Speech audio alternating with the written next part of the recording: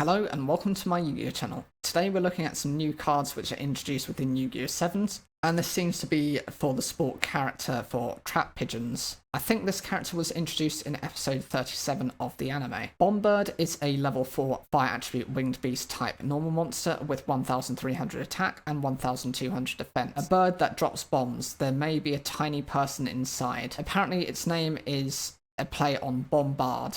Actually, it's a decent enough card considering it's a level 4, but again, with it being a normal monster, it doesn't have any effects, so it's probably useful just purely for tribute summoning. Explodove is a level 3 light attribute winged beast type effect monster with 800 attack and 1000 defense. The requirement, you can activate by revealing 2 spell or trap cards in your hand, and the effect, during this turn, if you would tribute summon a monster, it must be a winged beast type in attack position. You can use this face-up card as 2 tributes. It's really a decent effect, but the requirement can be very conditional. If you don't have any back row cards in your hand to begin with, then you can't really use the effect. But if you manage to, you're able to again get out at least a level 7 monster with the sacrifice of just this card. It's not a case of you have to discard the spell or trap cards. It's just that you have to show them to your opponent. Of course, the disadvantage of that is your opponent knows what you've got in your hand now, and therefore they're able to kind of dodge it, or at least know what cards they have to watch out for going into the future. Phantom Pigeon Night Vision is a level 7 dark attribute winged beast type effect monster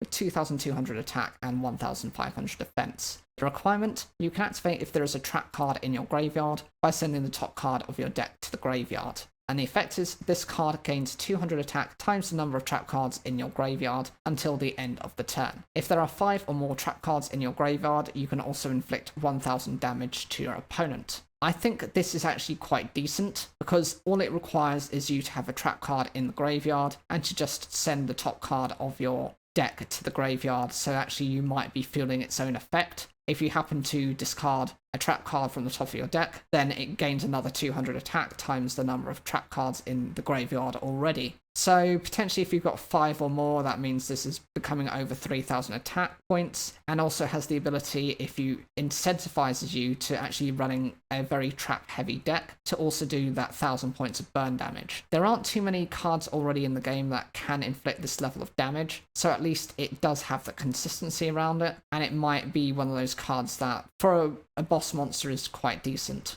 Heartbreak Look is a normal trap card with the requirement, you can activate if you control a face-up monster. Must be a winged beast type. When your opponent normal or special summons a monster, that must be level 5 or higher face-up. The effect is to choose one attack position monster your opponent controls and change it to face-up defense position. If a monster is changed to face-up defense position by this effect, also inflict 500 damage to your opponent. So again, this is very much supporting the winged beast types, and actually responds to if your opponent happens to normal or special summon a higher level monster. This is fine because that essentially means it cannot attack for the rest of this turn, which can give you a bit of a break, as well as providing you with a little bit of burn damage on top. And the final card is Foolery. This is a normal trap card with the requirement, you can activate if you control a face-up monster. It must be a winged beast type when your opponent normal summons a monster. The effect is to choose one Phantom Pigeon Night Vision in your graveyard and special summon it face up to your side of the field. Then you gain 1500 life points. This again is very decent. The condition only means that you need to have a winged beast monster on your field,